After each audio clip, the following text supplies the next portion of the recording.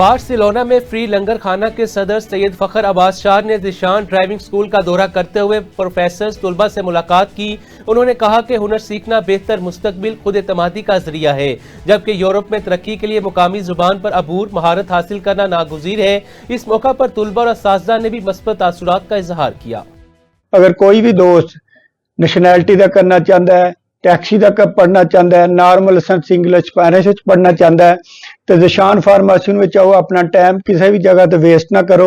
जिस तरह के तुम साडा रिजल्ट वेख रहे हो, फेसबुक ते भी वेख रहे हो, टिकटॉक ते भी वेख रहे हो, तो तुम खुद ही जज कर जाओगे कि असीं गल सही कर रहे हैं या गलत कर रहे हैं। हमेशा की तरह तारीख स्पेन बार्सिलोना इस चीज़ का गवाह है कि अगर कामयाबी किसी ने हासिल की है इस फील्ड ते ओ प्रोफेसर मोहम्मद साहब गुजर साहब ने। टैक्सी सैक्टर है, नैशनलिटी कोर्स एक के पाकिस्तानी इंडियन एशियन कम्यूनिटी वास्ते बहुत बड़ी प्रॉब्लम सी। नैशनलिटी कोर्स दे लिया दोस्त ओदी कामयाबी हर एग्जाम में अलहमदुलिल्लाह साडी 95% रही है। सिर्फ 5% वो दोस्त किसी रीजन की वजह तो रहे ने जिन्होंने बिल्कुल ही लिखना नहीं सी आंदा। बहुत ज्यादा दोस्त जिन्हों का डिस्पेंसा पास होया जेरे पढ़ लिख उस तरीके का नहीं सकते।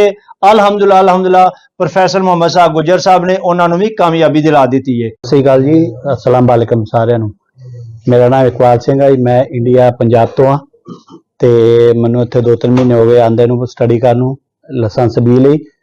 ते भाजी कोल आने बहुत वधिया टीचर ने, बहुत वधिया पढ़ाने। रिकमेंड करदा सारिਆਂ नूं, सारी कम्यूनिटी इंडियन पाकिस्तानी बांग्लादेशी जिन्ने भी अपने सारे ने कि इत्थे आओ तो लाइसेंस करो, क्योंकि इत्थे बहुत वधिया ट्रीट हुंदा।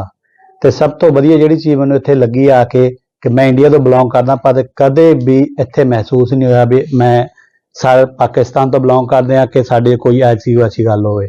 इस करके मैं सारे रिकमेंड करदा, बहुत ही वधिया स्कूल। असीं ज़ीशान ऑटो स्कूल जनाब लाइसेंस कोचे का करने वास्ते आए तीपो 20 का।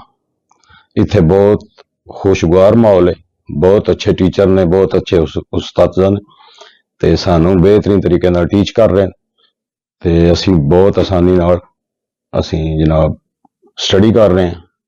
तो इस अलावा सारिਆਂ ਨੂੰ रिकमेंड करने अगर किसी बंदे ने किसी नवे भाई ने लाइसेंस करना होवे ਉਹਦੇ ਚ एज की कोई लिमिट नहीं, कोई छोटा होवे कोई वड्डा होवे, सारिਆਂ ਨੂੰ बहुत आसान तरीके नाल समझाया जाता है।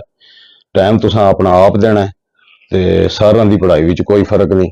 असी जनाब ज़ीशान ऑटो स्कूल ते लाइसेंस करन आमने ते माशाअल्लाह एक बहुत नाइस परसनैलिटी, एक बहुत अच्छे पर्सन हैं।